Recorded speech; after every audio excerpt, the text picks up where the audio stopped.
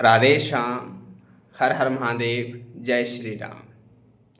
आज हमारे ब्रह्मचर्य चैलेंज जो 21 डेज का था उसका 18वां दिन है, यानी 17 दिन इसके हो चुके हैं। पर मैं वीडियो में आगे जो बात करने वाला हूँ उसकी बात करूँ उससे पहले मैं कुछ आपके सामने पढ़ना चाहता हूँ। और ऐसा पहली बार नहीं है, बहुत सारे लोगों को कई बार ऐसे पर्सनल चीज़ें रही हैं मेरे साथ। तो मैं क्या करता था, उनको वैसे ही पर्सनली जवाब दे देता था, कमेंट के थ्रू हुई या मैसेज के थ्रू, जैसे भी हो सकता था। पर जब मुझे लगा कि ये थोड़ी सीरियस मैटर है तो मैंने आप सबके सामने लाना चाहा इसको। एक व्यक्ति है, मैं उसका नाम नहीं बोलूँगा। गुरुजी, मैं 2024 से ब्रह्मचर्य के मार्ग पर चला था, लेकिन आज कई आसन करने लगा था यूट्यूब से देखकर, जिससे मेरा वजन बहुत कम हो गया और आज रोग भी हो गए हैं। पता नहीं क्या हुआ मुझे। मतलब ये अच्छे से उतने से लिख नहीं पाए हैं। इनके कहने का मतलब है कि 2024 से ये ब्रह्मचर्य पालन करना चाहते थे, शुरू किया। हो सकता है पहले ये इन्होंने ब्रह्मचर्य नाश किया हो या कुछ भी किया हो, परेशान हो उससे। 2024 में इन्होंने सोचा कि चलो ब्रह्मचर्य पालन करते हैं। लेकिन आजकल यूट्यूब पर बहुत सारी इन्फॉर्मेशन है और लोगों को सिर्फ इन्फॉर्मेशन देने से मतलब है, ये मतलब नहीं कि उसका सामने वाले के क्या प्रभाव पड़ेगा, उसका सही गलत पॉजिटिव नेगेटिव नहीं बताते हैं। सिर्फ लोगों को बढ़िया सा थंबनेल बनाना चाहिए, अट्रैक्टिव सा, कुछ भी उल्टा सीधा लिख के, और ताकि लोग अट्रैक्ट हो जाए। और आज की जो न्यू जनरेशन है ना, वो चीज़ों को सोचती है कि वो जो बताया उसको करके सिद्ध हो जाएंगे। मतलब मनमानी करके वो सोचते हैं कि मैं, कई बार वो बहुत सारे संतों के वीडियो हमने देखे भी, वो मना भी करते हैं कि बताते हो कोई चीज़ जानकारी के लिए कि ये चीज़ है तो है लेकिन इसको करना मत। लेकिन जो न्यू जनरेशन है ना, तो उसको रहता है कि यार हम क्यों नहीं कर सकते हैं, हम भी तो सिद्ध बनेंगे ना। और उसका परिणाम क्या होता है, वो अपना जीवन खो देते हैं। बहुत सारे ऐसे लोग हैं जिन्होंने कुछ ऐसी चीज़ें ट्राई की लाइफ में और वो पागल हो गए। मतलब सिद्धि विद्धि वाला कुछ ऐसा सिस्टम। ये आज जो बात है ये है योगा की। योगा के कुछ आसन हैं जो सबके लिए नहीं है।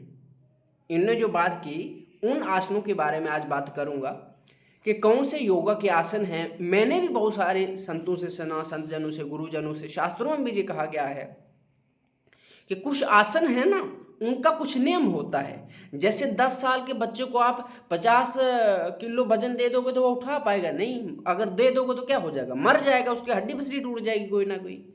लेकिन वही वजन अगर आप 50 किलो का वजन 25 साल के व्यक्ति को दो, 30 साल के व्यक्ति को दो, उससे कोई फर्क नहीं पड़ेगा। जैसे मैं 30 साल का हूँ, मुझे को 60 किलो भी दे देगा, कोई फर्क नहीं पड़ेगा, 10-20 किलोमीटर आराम से ले जाऊंगा मैं। लेकिन वही वजन अगर मैं 10 साल के बच्चे को दूँ तो उसकी हड्डी पसली टूट जाएगी ना, वो वजन भी शायद उठा नहीं पाएगा। इसी तरह कुछ योगा के जो आसन होते हैं, आज वो मुख्यतः दो आसन हैं, सिद्ध आसन और पद्मासन। ये आसन किसको करने चाहिए? योगा के बहुत सारे आसन हैं, हमारी हेल्थ, देखो हम सब के लिए जो आसन होते हैं ना, हेल्थ वाले आसन होते हैं। प्राणायाम कोई भी कर लो, सुख आसन में बैठ के कर लो। सिद्ध आसन और पद्मासन होते हैं अध्यात्म के लिए, साधना के लिए। और जो व्यक्ति साधना के लिए होता है ना, वो ऐसा व्यक्ति नहीं होता कि हमारी तरह हमको ब्रह्मचर्य का नाश हुआ जहाँ गृहस्थ में नहीं। तो उस चीज़ की मैं आपको सावधानियां बता देता हूँ। जो भी व्यक्ति सिद्ध आसन और पद्मासन को करना चाहता है, जहाँ बता दूँ कि ये किसे करना चाहिए। जो व्यक्ति बाद में गृहस्थ आश्रम में जाना चाहता हो, जैसे मान लो अभी मेरी उम्र 20-25 साल है, ऐसे मेरी 30 है, मान लीजिए मेरी 20-25 है, 10-15 है, 20 है, मुझे बाद में शादी करनी है, गृहस्थ आश्रम में जाना है, तो मुझे ना तो सिद्धासन करना चाहिए ना तो पद्मासन करना चाहिए। बाकी कोई भी आसन करूँ मैं, सुखासन में करके योगा वाले बाकी सारे आसन करूँ, ये नहीं करने चाहिए। क्यों? क्योंकि अगर आपको गृहस्थ आश्रम में जाना है तो जो आपकी जननेंद्री है, नीचे वाले जो चक्कर हैं जिनसे आपकी ऊर्जा बाहर की तरफ जाती है, जिससे आपकी गृहस्थ लाइफ चलती है, उस पर प्रभाव डालते हैं। और उससे प्रभाव डालते हैं तो फिर आपकी फैमिली लाइफ बर्बाद हो जाएगी। तो इसलिए आपको ये क्या करना है, ये आसन नहीं करने अगर आप बाद में गृहस्थ आश्रम में जाना है। फिर उस व्यक्ति को ये आसन बिल्कुल भी नहीं करना चाहिए जिसने पहले ब्रह्मचर्य नाश किया है। जैसे मान लो मैं किसी का उदाहरण मैं अपना ही दे देता हूँ।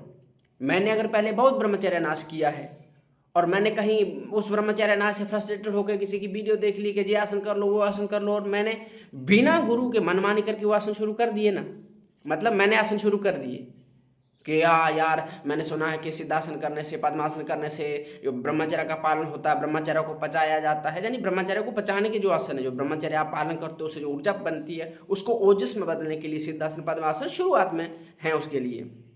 पर सिर्फ आसन ही है नहीं, सिर्फ आसनों से नहीं हो सकता ना। जैसे आप टैंकी में पानी भर लो नीचे से नलका उसका बंद कर रहे हो तो कहीं वो पानी जा नहीं रहा तो क्या करो, प्रेशर पीछे से जा रहा तो टैंकी फटेगी ना। सिद्ध आसन और सिर्फ पद्मासन से आपका ब्रह्मचर्य हो जाएगा। पचाने के हैं ये आसन, लेकिन वो किस के लिए। जैसे कोई सिद्ध आसन में बैठ के 4 घंटे 6 घंटे ध्यान लगा रहा है, किसका ध्यान करना उसको आता है, गुरु ने उसको ध्यान करना सिखाया है, वो नाम जप में नामाकार वृत्ति में बैठा हुआ, उसको श्वास उसको पता ही नहीं वो शरीर में है जानी, लेकिन उसके लिए सिद्ध आसन है क्योंकि वो अध्यात्म की उस चरम सीमा तक पहुंच गया है। अभी आपका मन तो कंट्रोल हुआ नहीं और सिद्धासन करने चले पड़े वो क्या बोलते हैं पद्मासन करने, क्या करोगे, मन में बैठोगे 2-4 घंटे टांगों को घोटोगे और क्या ही करोगे। और जो आपके बीच जो उसका प्रभाव होगा हर चीज, योग मजाक नहीं है, योग एक दिव्य औषधि है। और दो योग को कोई आप मजाक करके लो तो जैसे मान लो कोई ये दो आजकल जो मॉडर्न मेडिसिन चली है इसको ऐसे वैसे भी न जानकारी के लिए लो क्या रिएक्शन करेगी ना, वैसे ही योग है। पद्मासन और सिद्धासन एक तो मैंने बता दिया किसको नहीं करना चाहिए, जो गृहस्थ आश्रम में जिसको बाण बजाना वो बिल्कुल भी नहीं करे। दूसरा, जिस व्यक्ति ने आज तक ब्रह्मचर्य नाश किया है उसको ये आसन नहीं करना चाहिए, क्योंकि अगर तुमने आज दिन तक नाश किया है ब्रह्मचर्य और अब ये पद्मासन सिद्धासन करोगे ना तुम्हें इतने रोग हो जाएंगे। जैसे अभी ये भाई साहब बताए थे कि बहुत सारे और व्यक्तियों की जो पर्सनल एक्सपीरियंस, लेकिन मैं छोड़ता हूँ कि पर्सनली एक और अप्लाई दे देता हूँ। लेकिन जब मुझे लगा यार माइंड में आ गया ना कभी कभी यार हो सकता है इस तरह के बहुत सारे लोग मुझे बताते हैं, और बहुत सारे ऐसे जिन्होंने जब मुझे बताया ना उनने पहले वालों ने ये तो नहीं बताया था कि यूट्यूब से देखा कहाँ से देखा, लेकिन जब ये इन्होंने बताया कि यूट्यूब से सुन के 2024 से कर रहा हूँ ना तब मेरे माइंड में क्लिक किया कि बहुत सारे बच्चे हैं यूट्यूब पर बहुत सारी जानकारी पे है तो उनको लगता है ब्रह्मचर्य से परेशान है तो सिद्धासन पद्मासन कर ही लेते हैं। अब ब्रह्मचर्य पालन करने चले थे पूरी लाइफ ही खराब हो गई ना, मतलब ये बता क्या रहे हैं कि मेरी लाइफ पूरी सूख गई है।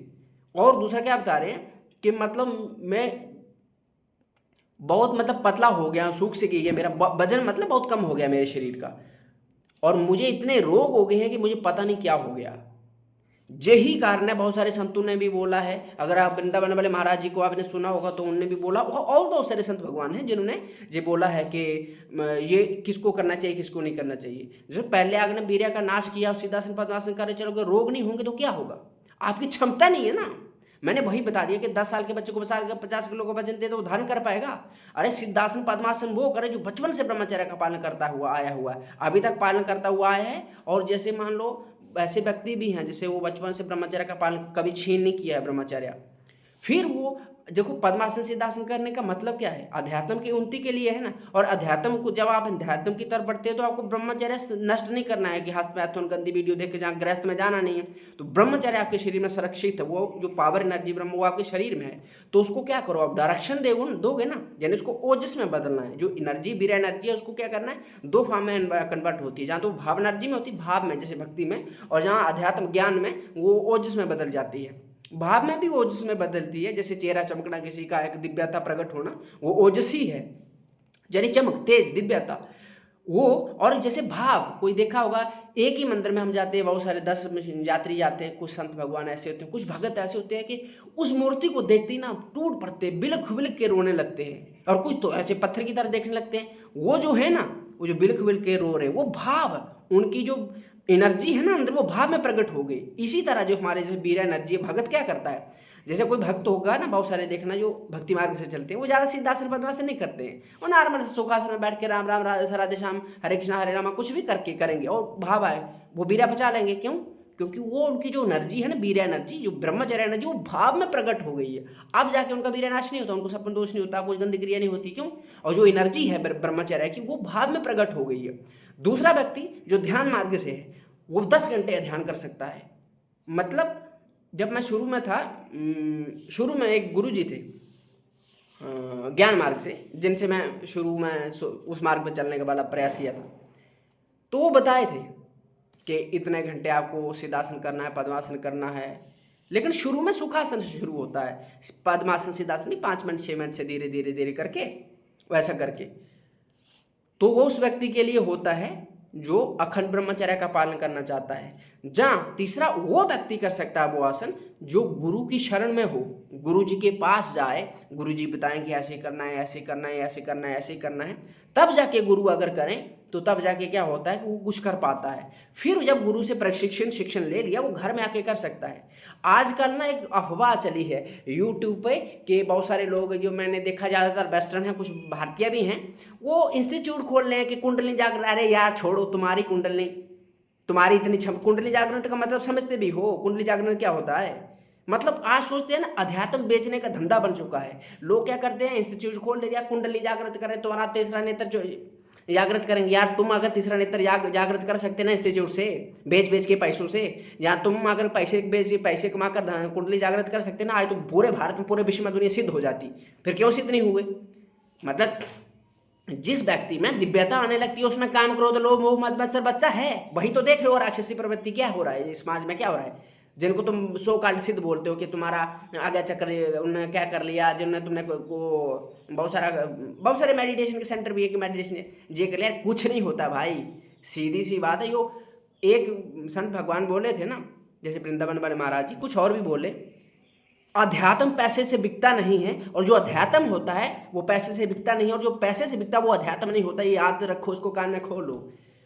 तुम भगवान को बेच नहीं सकते हो। योग जो है ना, भगवान को चलने पर एक पद्धति है, भगवान की तरफ, उस अध्यात्म की तरफ, उस परम सीमा जो परमात्मा है ना, उस चरम सीमा की ओर बढ़ने का एक रास्ता है। और वो किसी के वश में नहीं है। कोई एक व्यक्ति आएगा, जैसे मैं बहुत पखंड नाटक करने लोग, आओ मैं तुम्हें पैसे दो, जे कर रहे, कुछ नहीं होने वाला। एक बात बताऊं, अगर आप में जिद है, अगर आप में लगन है कि कुछ सीखना, कुछ करना है, प्रकृति आपको गुरु देती है। मैं ज़्यादा कुछ तो नहीं बोलूँगा, इतना बता देता हूँ, मैंने जब गुरु ढूंढा था ना, मुझे मिला नहीं था, और जब थक हार के मैं शांत हो गया ना, मिल गई। मतलब मैं कोई बढ़ाई नहीं कर रहा हूँ, अब कौन है क्या है वो तो मैं नहीं बता सकता ना, सीधी सी बात है। मैं क्योंकि निजी किसी के साथ मैं शेयर नहीं करना चाहता, नहीं मुझे जरूरत है करने की। जब मैंने ढूंढा, गुरुजी मिले नहीं। आजकल सो कॉल्ड हैं कि बहुत सारे लोग मुझे मिले, हालांकि गाली भी दिए, ए मेरा शिष्य बन जाए, मेरा शिष्य बन जाए, ऐसा वैसा, पर नहीं, मन नहीं माना कि ये नहीं। और जहां गुरुजी मिले ना, मुझे पता भी नहीं लगा गुरुजी मिल गए। और एक वही तो बात है ना, क्योंकि अध्यात्म को खरीद नहीं सकता है। एक ही चीज यही तो बची है हमारे पास, आज सब कुछ तो बिक ही रहा है ना, भगवान। सच्ची कहता हूं, अगर आपके भीतर श्रद्धा है ना, भाव है ना, जिद है ना, अरे भगवान आ जाएंगे भाई, हर दिन आएंगे मिलने के लिए। जो कोई कहीं सुनी बात नहीं है कि अच्छा महीने में कभी आए, नहीं, जब आएंगे पता चलेगा। जब आप भोजन पाओगे तो आप पेट में जाएगा भोजन, पता चलता है ना कि भोजन पेट भर गया है। स्वाद, जब कोई चीज़ खाते स्वाद आता है ना, इसी तरह। मतलब मैं कोई सिद्ध नहीं, मैं अपना कोई अनुभव नहीं बता रहा हूँ, मेरा कुछ है नहीं, संतों से सुना है। जब संत बताते हैं ना, रोते, आहा, मतलब क्या कहें यार, मैं कह नहीं सकता उस चीज़ को जो है ना। तो इसलिए ये चीज़ों का जो मिथ है ना, जिस समाज में फैल के इनोवेशन बहुत हो गई, तो फिर यार देखो, अगर कोई योगा की किताब पढ़ के सिद्ध हो जाता, तो आजकल तो लाइब्रेरी में हजारों किताबें भरी पड़ी हैं, फिर सिद्ध हो जाना चाहिए। जैसे बिना माता के पिता के बच्चा पैदा नहीं हो सकता ना, एक पिता और माता का शुक्राणु वगैरह को चाहिए ना, इसी तरह ये जो अध्यात्म है, परंपरा है, ठीक है। जहाँ तो भगवान ही कर सकते, देखो चीज़ों को करने की दो पद्धति है। जहाँ तो भगवान स्वयं आके करें, जहाँ भगवान ही करते हैं लेकिन किसी माध्यम से करें। जहाँ तो भगवान माता पिता के गर्भ से प्रकट हो जाएं, जन्म लें, जहाँ तो स्वयं प्रकट हो जाए, वो दोनों कार्य कर सकते हैं। इसी तरह कोई व्यक्ति ऐसा जिसकी बहुत बड़ी निष्ठा है, कि बहुत परेशान है, उसको कोई गुरु नहीं मिला, कोई गुरु ना मिला, भगवान किसी न किसी रूप में उसको समझा देंगे, किसी न किसी रूप में उसके आके उसका हाथ पकड़ लेंगे। और जहाँ कोई ऐसा ही दिव्या, लेकिन बिना गुरु का मतलब होता है आपका मार्गदर्शक, आपको रास्ता बताने वाला, जो बताया हो कि ऐसे ऐसे चले, जो संभाल भी सके। गुरु का मतलब नहीं होता कि गंगा के लिए रास्ता बता दिया चलो बस, आप कुछ नहीं। गुरु का मतलब जो संभाले आपको, मार्ग तो बताया कि इस रास्ते पे चलो, ऐसे ऐसे चले, लेकिन संभाले। और संभालना क्या होता है गुरु का, ऐसे को फिजिकली नहीं होता है कि गुरु जी आपको संभालेंगे कि हर समय डंडा पकड़ के साथ रहेंगे। जैसे मैं शास्त्रों में पढ़ा था, जब देव जहाँ भगवान सुरक्षा करते हैं ना, वो डंडा लेके आपके पास खड़े नहीं रहते सुरक्षा के लिए, वो बुद्धि आपकी ऐसे बदल देते हैं, वो आपको किसी का ऐसे व्यक्ति का सहयोग देते हैं, और जिसका सहयोग देते हैं उसकी बुद्धि में प्रकट होकर उसका व्यवहार करते हैं, और पकड़ने वाला पकड़ लेगा कि ये इस व्यक्ति का आचरण नहीं है, कौन इसके बीच करा रहा है, लेकिन साधारण वाला व्यक्ति देखेगा हाँ जी व्यक्ति ही है, व्यक्ति मानने के ही करेगा। तो इसी तरह से कोई भी चीज़ आज संसार में ज्ञान, अरे भाई देखो, दिव्या ज्ञान को तो छोड़ो, संसार की जो पढ़ाई लिखाई है, ABCD जो हमने सीखा, का सीखा, क्या बिना गुरु के सीख पाए? नहीं ना। मैं जैसे उदाहरण करता हूँ, मैं इंग्लिश भी आती है, हिंदी भी आती है, सब जैसे तैसे मैंने सीखा, कहीं किताब से, कहीं गुरु से, थोड़ा बहुत तो सीखा ही ना। आज मैं संस्कृत का थोड़ा प्रयास कर रहा हूँ कि सीख पाऊँ, खुद से सीख पाया नहीं ना, कहीं ना किसी से कोई गाइडेंस तो ली होगी ना, ले रहा हूँ ना। इसी तरह अध्यात्म का भी होता है। तो ये जो मनमानी है ना कि यूट्यूब पे देखते हैं कि बच्चों को लगता है कि अब मैं ये सिद्धासन करूंगा, ये पद्मासन करूंगा, 4 घंटे मेरी कुंडली जागृत हो जाए। देखो, ध्यान से कुंडली जागृत होती है। कुंडली जागरण होने के 2 रास्ते हैं, एक तो ध्यान से होती है, जहाँ दूसरी शक्तिपात से होते हैं। जब गुरु, सिद्ध गुरु हो, उसके पास जाए आए तो वो शक्तिपात करे तो वो कुंडली को जागृत कर सकता है। लेकिन शक्तिपात से अगर गुरु कुंडली को जागृत करता है तो वो फिर उसको संभालता भी है, और शक्तिपात से तुरंत तो कुंडली जागृत हो गई तो उसकी दिशा आगे पीछे हो जाएगी, तो वो शरीर आपका बर्बाद हो जाएगा, आपका जीवन, मतलब आप कभी कभी प्राणों का संकट पड़ जाता है। और जब ध्यान से कुंडली जागृत होती है तो ध्यान से वो थोड़ी थोड़ी 1-1 इंच, आधा इंच, कुछ कुछ सूत्र मतलब बोलते हैं उसको, ऊपर बढ़ती जाती है, कुछ कुछ जैसे सर के बाल, 1 बाल 2 बाल, वो बढ़ती जाती है, एक्टिव होती जाती है। और जब ध्यान की सिद्ध अवस्था आ जाती है तब जाके वो सीधी खड़ी हो जाती है कुंडली। और जब सीधी खड़ी हो जाती है तो आगे बाजे उसको लटकने का नहीं रहता नहीं है, तो वो जागृत हो गई। और ध्यान करने का मतलब सबसे पहले आपका कुंडली ही जागृत होती है, जो दिव्य ध्यान होता है उसी से जागृत होता है। क्योंकि मैं इसको इसलिए बता पा रहा हूँ ना, जो बहुत सारे ऐसे सिद्ध हैं जो ध्यान मार्ग वाले हैं, जो अष्टांग मार्ग योग जानते हैं, लेकिन मुझे अभी तक 2 व्यक्तियों के बारे में जानकारी है। एक पूज्य श्री सदगुरु भगवान जी थे जो शुरुआत में इस मार्ग में, उनके बारे में, और दूसरे एक व्यक्ति और हैं, उनका हम दर्शन भी किए, सुने भी हैं, लेकिन निजी अनुभव नहीं रहा उनके साथ, ये कुछ ऐसा है। तो एक तो ध्यान से होता है कुंडली जागरण, जहाँ दूसरा शक्तिपात से होता है, लेकिन दोनों गुरु की देख रेख में होते हैं, गुरु के प्रशिक्षण शिक्षण के अनुसार होते हैं। शुरू में जब ध्यान की ओर बढ़ाने का तो गुरु जी आपको क्या कर देते हैं, अभ्यास कराते हैं कि पहले सुखासन में नॉर्मल करिए, फिर पद्मासन सिद्धासन ऐसे करके। लेकिन आपको अध्यात्म मार्ग में ही जाना हो, भाई गृहस्थ में जाना हो तो सिद्धासन पद्मासन नहीं, फिर सिद्धासन पद्मासन बिना गुरु के नहीं, और फिर अगर ब्रह्मचर्य का नाश किया और सिद्धासन पद्मासन नहीं। भाई अगर आपने जो सिद्धासन पद्मासन किए ना तो जीवन बर्बाद हो जाएगा, क्योंकि गुरु के बिना नहीं, मनमानी नहीं चलती है इस चीज़ में। और मनमानी करोगे ना तो प्राणों से संकट हाथ धोना पड़ जाएंगे, क्योंकि मजाक नहीं है जिन चीज़ों को आप सोच रहे कि मैं ध्यान करके 4 घंटे योग वो सिद्धासन पद्मासन करके कर लेता हूँ, वो जो कुंडली जागृत करूँ। अरे भाई समझो, बंदर को बंदूक दे दोगे तो वो क्या करेगा, मारेगा ही ना लोगों को। इसी तरह जो आपके भीतर ऊर्जा है उसका गलत प्रयोग करोगे तो आपका नाश करेगी ना। आपको उसका प्रयोग आता नहीं है तो क्या करोगे आप? जब गाड़ी आपको चलाना आती नहीं है तो बिठा दिया वो ड्राइवर की सीट पे, बैठो, अब क्या करो, ठोकोगे ना, कहीं ना ठुकेगी ना। यही इसी तरह से जब आप इस मार्ग में चलते हो तो आपको ध्यान पर सिद्धासन पद्मासन का जो ऊर्जा है आपके भीतर, उसको दिशा किस तरफ देनी। जैसे मैंने बोला, वीर्य एनर्जी को, जो काम है, काम को भाव में प्रकट करो, ओजस में प्रकट करो, माध्यम है ना। किसी को इसी ओजस को भाव में प्रकट करने के लिए नाम जब भक्ति का सहारा लेना पड़ेगा, शास्त्र अध्ययन, गुरु का फिर भी गुरु सानिध्य चाहिए। और कोई बोलता है, व्यक्ति बोलता है ना बिना गुरु के, भाई मुझे तो समझ नहीं आता, मेरी बुद्धि काम नहीं करेगी। मैंने जो अभी तक मतलब सुना है और अपने जीवन में भी, गुरु कृपा ही केवलम, बस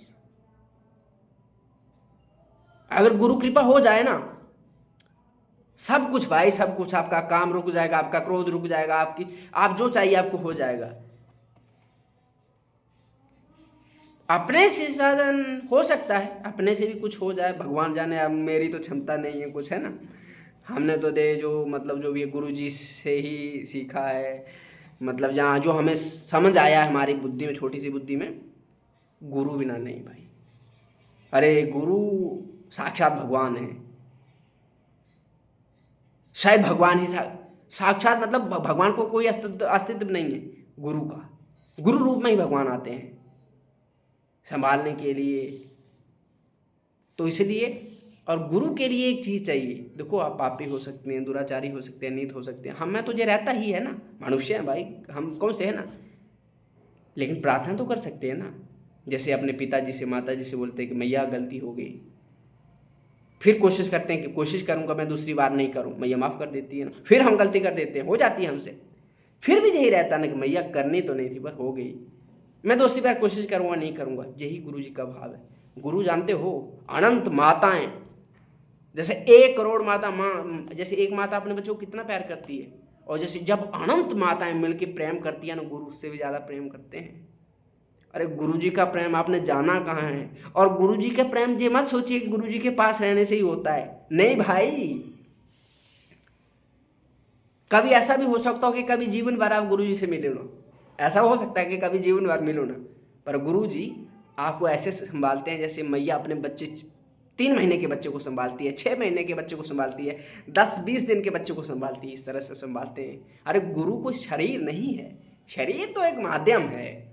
हाँ, शरीर के माध्यम से ही वो होते हैं, जब उनके हम जन्म छूते हैं, उनकी जो छवि देखते हैं, है ना। बस इतना ही, क्या कहूँ यार, ज़्यादा कुछ कहने के लिए नहीं है ना, प्रपंच ही है। बस इतना कहूँगा भाई, मेरा निवेदन है कि सीधासन पद्मासन मत करिए। अगर आपने आज तक ब्रह्मचर्य नाश किया है, फ्रस्ट्रेटेड हो कहीं से सुन के यार, कहीं से सुन के यार ब्रह्म पद्मासन सिद्धासन करने से काम को जैसे वृंदावन वाले महाराज जी भी बोल रहे थे, वीर्या ब्रह्मचर्य को बचाना तो सिद्धासन पद्मासन करो, लेकिन किसके लिए बोल रहा है? जो शुरू से ब्रह्मचारी है, अभी तक ब्रह्मचर्य नाश नहीं किया है, जो वो दीक्षा लेके जो क्या कर रहे हैं, मतलब वैराग्य युक्त है, जिनको गृहस्थ में नहीं जाना, उनके लिए आदेश है भाई। आपकी तरह मेरी तरह जिन्होंने वीर्य नाश किया है पहले, उनको दुर्गति हो जाएगी भाई, कहीं लाइक नहीं बचेंगे किसी के भी, भाई बहन सबके लिए।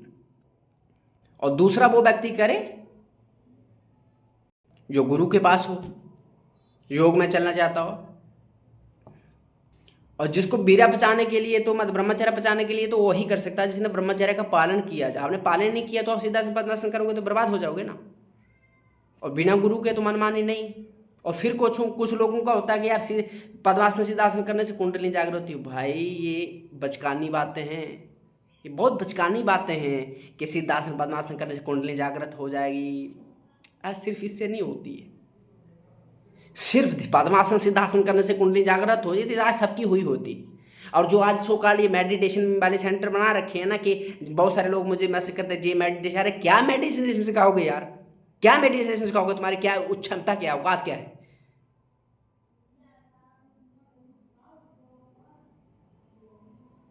गुरुजी बताए थे ना जो, अच्छा गुरुजी जो मिले थे, मैंने बताया था कि मेरे 3 गुरु रहे हैं, आज भी हैं। अब उतना मिल नहीं पाते तो अलग बात है, पर गुरु हैं। और कुछ चीज़ें वो बताए हैं, वो आज भी खोपड़ी में घूमती हैं और दिखती भी हैं कहीं ना कहीं। अध्यात्म पैसे से बिकता नहीं है, और जो बिकता है वो अध्यात्म नहीं होता। समझो, भगवान को कोई अगर पैसे से खरीद पाता ना, योगा कर देखो, ये जो मेडिटेशन सेंटर में जो सेंटर बने होते हैं ना, जब आपको मेडिटेशन सिखाते हैं, कुंडली जागरण, ये एक्सरसाइज मात्र है, ये ध्यान कराते हैं, हाँ ये करो, अरे ये सिर्फ एक्सरसाइज है, इससे बढ़िया कुछ भी नहीं। एक्सरसाइज है।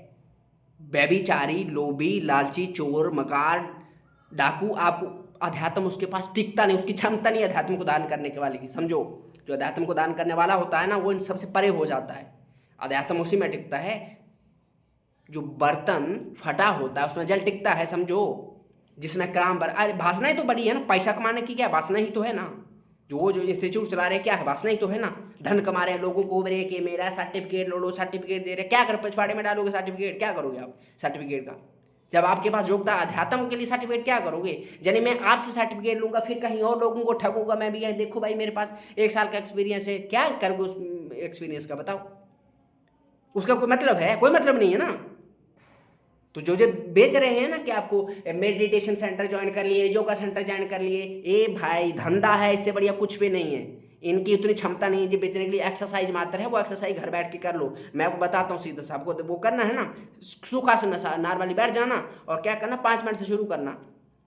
वो जो खोपड़ी को शांत करने वाला बोल रहे हो, जो वहाँ सीखोगे ना आप, मैं अजय बता देता हूँ, घर में बैठे हैं ना, इसका कोई गलत प्रभाव नहीं होगा जैसे आपको इफेक्ट पड़ेगा।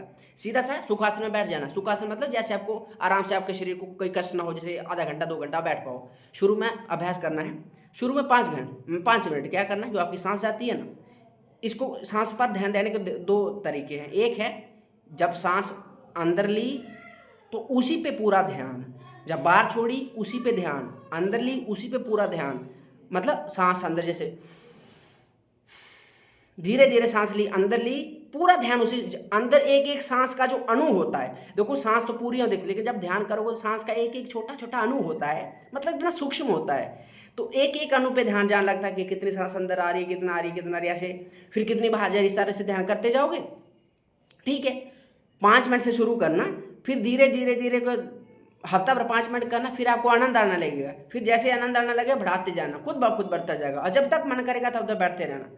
1 महीना करके देख लेना, 1 महीना करके देख लेना आपकी खोपड़ी कहाँ पहुंचेगी, क्या मस्ती आएगी। जो ये आपको सो कार्ड पैसे वाले भी आपको ना बचा पाएंगे। जैसे ब्रह्मचर्य पालन के संबंधित बहुत सारे आश्रम खोल रखे हैं, जो पैसे कमाने के लिए, जड़ी बूटी बेचने के लिए। हाँ मेरी जड़ी बूटी, अब अरे बता रहे हैं बहुत सारे लोग। कोई एक व्यक्ति बता रहा था 4 लाख रुपया खर्च कर लिया, अभी तक मेरा नाइट फाइल ठीक नहीं हो रहा है। एक व्यक्ति और बता रहा है कि यार आश्रम में रहा हूँ पता कितना महीने, उनका वो पाउडर खा के कुछ ठीक नहीं हो रहा है। भाई ये शारीरिक नहीं होता है, शारीरिक होता है, लेकिन शरीर से सबसे ऊपर जो खोपड़ी में जो मशीन है ना, ये दिमाग है ना, सबसे ये कंट्रोल करता है। और इसको तुम किसी दवाई से नहीं, साइंस की इतनी औकात नहीं है कि इस खोपड़ी को समझ पाए। ये स्थूल को समझ सकती है, सूक्ष्म को नहीं समझ सकती है। अक्सर सूक्ष्म को दिव्यता जो है ना, जो जिसको एनर्जी बोलते हैं, वो उसको नहीं पकड़ पाएगी ये। तो समझो, कोई भी मनमानी मत करो कि ये मत सोचो कि एक ही दिन में कुछ हो जाए।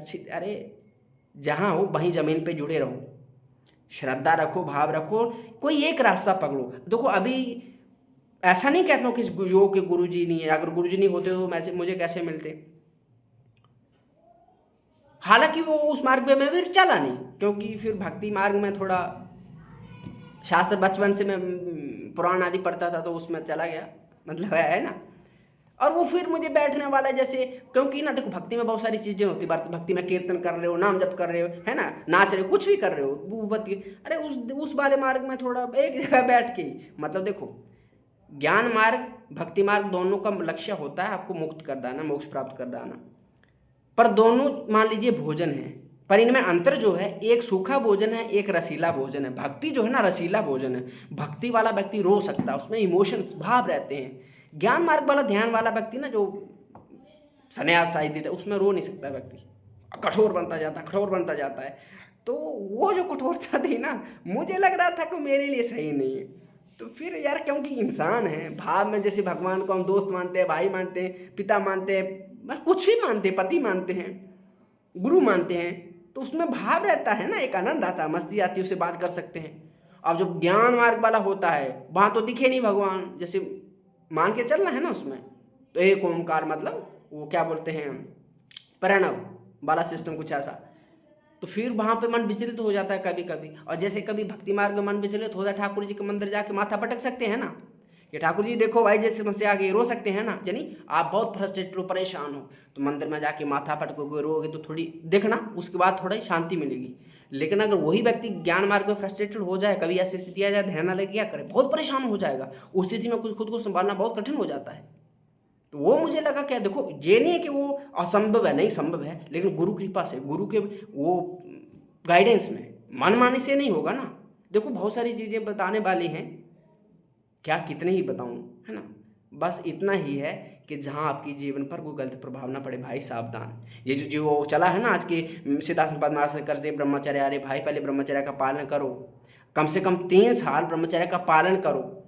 अभी जो ब्रह्मचर्य नाश कर रहे 3 साल ब्रह्मचर्य पालन करो, उसके बाद अगर सिद्धासन पद्मासन करने को कुछ ऐसा कि वैराग्य में जाना, कुछ ऐसा स्थिति है, तो किसी गुरु जी की शरण में जाओ और गुरु जी प्रशिक्षण दें, तो तब जाके कुछ करो। भाई यूट्यूब के चक्कर में मत पड़ो। जी जो सर्टिफिकेट वाले हैं ना, ये बेड़ा गर्क कर देंगे आपका कि सर्टिफिकेट लो लो, मैंने जो किया, तो भाई किसी देखो वो जो मैंने सर्टिफिकेट वाली बताई ना असलियत, अगर देखो मैं किसी का, उनको ठीक है उनका धंधा चालू, तुम करो कोई दिक्कत नहीं, भाई किसी की लाइफ बर्बाद मत करो ना।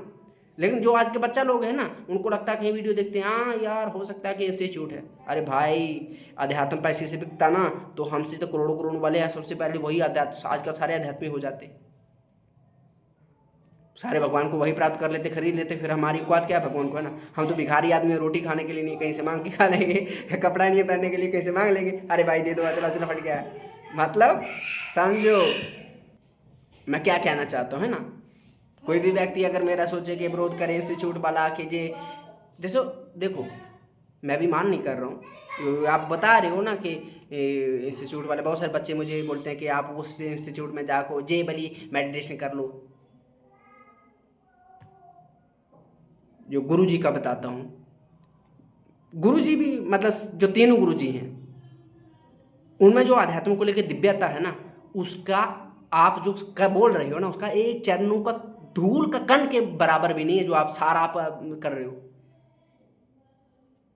गुरु जी जो है ना, उनके चरणों की धूल के एक कण के बराबर भी नहीं है जो आप सब कह रहे हो। जो बच्चा लोग मुझे बोलते हैं कि वहाँ जाओ, अरे छोड़ो भाई, इतना मतलब बेकार आदमी नहीं समझो कि, है ना।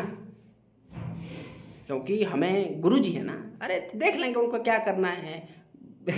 अरे ठीक है, अनाथ नहीं है, समझो अनाथ नहीं है कि मतलब कहीं भी अरे कोई है संभालने वाला, गुरु जी हैं, वो सब करेंगे, चिंता मत करिए। पर जे क्योंकि हमें कोई, जब देखो हमें ज्ञान तो उसका दिखा, हम जे अपना नहीं दिखा रहे, अरे हम कुछ आता जाता नहीं, सच्ची कहते हैं। और गुरु जी ना हो ना, हम तो आप जानते हो सच्चाई, पर गुरु जी संभाले हैं। वो जैसे वो एक पक्षी होता है जो चंद्रमा के सहारे जीता है, मान लीजिए वही है हम। अरे गुरु जी का सहारा है, अब गुरु जी देख लेंगे क्या करेंगे, दुर्गति करनी है सदगति करनी है ना, अच्छे चलाना है, सही पे चलाना है। गलती हो सकती है हमसे, है ना, गलती होगी तो क्या करेंगे, रोएंगे चलाएंगे, गुरु जी गलती हो गई अब क्या करें, कभी डांट पीट हो सकता है, पिटाई हो जाए, है ना, डांट पड़ जाए, कुछ भी कर जाए, पर फिर भी गुरु जी हैं। अरे वही तो हैं, गुरु जी हैं, माता पिता, माता पिता भी गुरु जी हैं। तो देखो लंबा हो जाएगा वीडियो, बहुत कुछ है, बस इतना ही रखो, समझ लो मैं क्या कहना चाहता हूँ। बाकी किसी को लगता है कि मुझसे कुछ ऐसा, है ना, बोल दिया तो क्षमा करना।